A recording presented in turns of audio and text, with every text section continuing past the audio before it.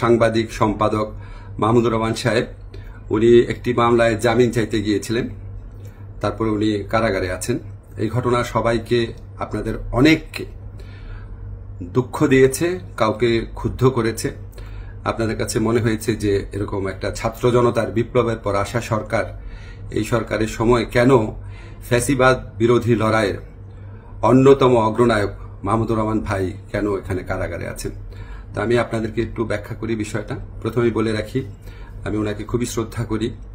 এদেশে শেখ হাসিনার যে ফ্যাসিবাদী শাসন ছিল সেটার বিরুদ্ধে যে লড়াইটা আমাদের, সেটার সূচনা করেছিলেন, বুদ্ধিবৃত্তিকভাবে তিনি সূচনা করেছিলেন, এবং এই জন্য ওনাকে প্রচণ্ড নিপীড়ন নির্যাতন ভোগ করতে হয়েছে, যেটার সাথে কোনো কিছুর তুলনা হয় না আর কি। তো উনাকে একটা অবিশ্বাস্য একটা চরম ভুয়া মামলায় ওনাকে ফ্যাসিস্ট শেখ হাসিনা সরকার ওনাকে শাস্তি দিয়েছিল। ট্রায়াল ইন অ্যাবসেন্সিয়া হয়েছিল, ওনার অবর্তমানে শাস্তি দিয়েছিল। অবিশ্বাস্য মামলা একটা, এবং এই মামলার মেরিট নিয়েও প্রশ্ন তোলা যেতে পারে, কিন্তু এই বিচার কার্যটা সম্পন্ন হয়ে গিয়েছিল এবং ওনাকে শাস্তি দেওয়া অলরেডি হয়ে গিয়েছিল। তো উনি যখন এখানে আপনার বাংলাদেশে আসলেন, আসার আগে কিছুদিন আগে ওনার স্ত্রী, আমাদের শ্রদ্ধেয় ভাবি, ওনার বিরুদ্ধেও একটা অত্যন্ত অগ্রহণযোগ্য ভিত্তিহীন মামলা করা হয়েছিল। তো উনি সেই মামলাতে সাজা স্থগিত করে আপিল করার জন্য আবেদন করেছিলেন। এই আবেদন কিন্তু আইন মন্ত্রণালয় অর্থাৎ আমার কাছে আসে না, এটা যায় স্বরাষ্ট্র মন্ত্রণালয়ের কাছে। স্বরাষ্ট্র মন্ত্রণালয় যখন আমাদের অভিমত চেয়েছে, আমরা ইতিবাচকভাবে এটা দেখার জন্য জোর সুপারিশ করেছি।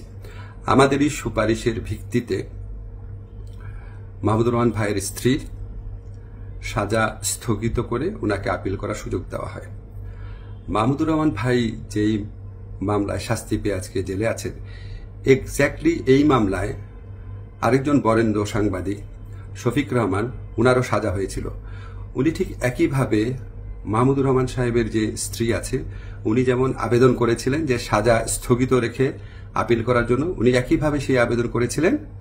আমাদের আইন মন্ত্রণালয়ের মতামতের ভিত্তিতে শফিক রহমান সাহেবেরও সাজা স্থগিত করে ওনাকে মুক্ত মানুষ হিসাবে আপিল করার জন্য যে ওনার যে আবেদনটা ছিল সেটা অ্যাপ্রুভ করা হয়। মাহমুদুর রহমান ভাই এটা করেন নাই। আপনারা সবাই জানেন উনার অত্যন্ত স্ট্রং আত্মসম্মান বোধ, উনি খুব দৃঢ়চেতা মানুষ, খুবই দৃঢ়চেতা মানুষ, প্রচণ্ড দেশপ্রেমিক মানুষ। হয়তো উনার এই সমস্ত ব্যক্তিত্বের কারণে উনি মনে করেছেন উনি কোনো সাজা স্থগিতের আবেদন করবেন না, বা হয়তো যে কোনো কারণে হোক, আমি জানি না, উনি সাজা স্থগিত রেখে মুক্ত মানুষ হিসাবে আপিল করার কোনো আবেদন করেন নাই। ফলে এটা করার কোনো রকম স্কোপ কোনো মন্ত্রণালয়ের, কোনো সরকারের ছিল না। উনাকে যেই আদালত এই ভুয়া মামলাতে উনাকে শাস্তি দিয়েছিল, উনি সেই আদালতে জামিন চাইতে গেছেন। আমাদের ফৌজদারি কার্যবিধিতে আছে, যদি কোনো আদালত কাউকে 1 বছরের বেশি শাস্তি দেয়, ফৌজদারি মামলা যদি 1 বছরের বেশি শাস্তি দেয়, তাহলে সেই আদালত দোষী সাব্যস্ত ব্যক্তিকে জামিন দিতে পারবে না, জাস্ট পারবে না, কোনো স্কোপ নাই। কিন্তু তার চেয়ে যে বড় আদালত অর্থাৎ মহানগর দায়রা জজের আদালত, সেখানে যদি পরে আবেদন করা হয় তাহলে সেই আদালত জামিন দিতে পারবে। মাহমুদুর রহমান ভাইয়ের আইনজীবী যাতে মহানগর দায়রা জজের কোর্টে জামিনের আবেদন করতে পারেন, সেই জন্য রায় যেদিন হয়েছে ঠিক সেদিনই অত্যন্ত দ্রুততার সাথে ওনাকে সকল কাগজপত্র, রায় আদেশের কপি সহ পৌঁছে দেওয়া হয়েছে।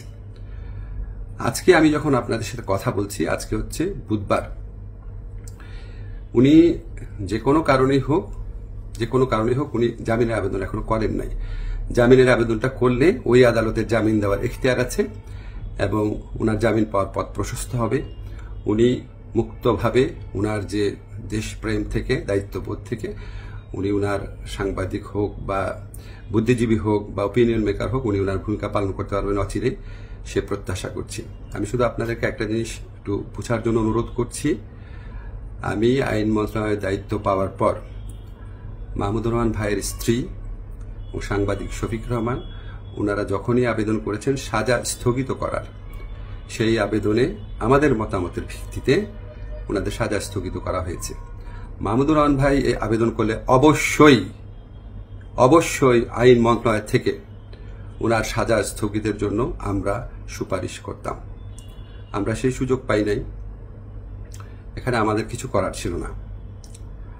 আমরা মনে করি যে মাহমুদুর রহমান ভাই উনি যত তাড়াতাড়ি, আমরা বলতে আমি নিজের কথা বলছি, যত তাড়াতাড়ি মুক্ত হয়ে আমাদের এই দেশ করার যুদ্ধে উনার জায়গা থেকে নেতৃত্ব দিবেন, তত এটা দেশের জন্য মঙ্গলজনক।